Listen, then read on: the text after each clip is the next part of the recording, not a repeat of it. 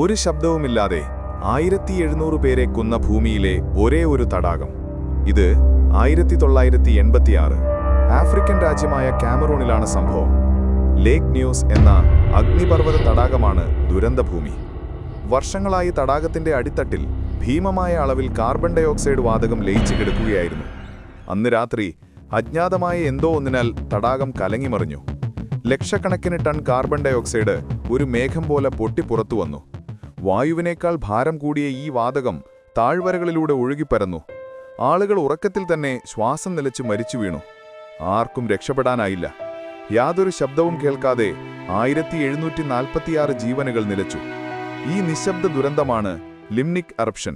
ഭാവി ദുരന്തങ്ങൾ ഒഴിവാക്കാൻ ഇപ്പോൾ തടാകത്തിൽ ഡീഗ്യാസിംഗ് പൈപ്പുകൾ സ്ഥാപിച്ചിട്ടുണ്ട്. നിങ്ങൾ കേട്ടതിൽ വെച്ച് ഏറ്റവും വിചിത്രമായ ദുരന്തം ഏതാണ്? കമന്റ് ചെയ്യുക. കൂടുതൽ അത്ഭുതങ്ങളെ അറിയാൻ സബ്സ്ക്രൈബ് ചെയ്യുക.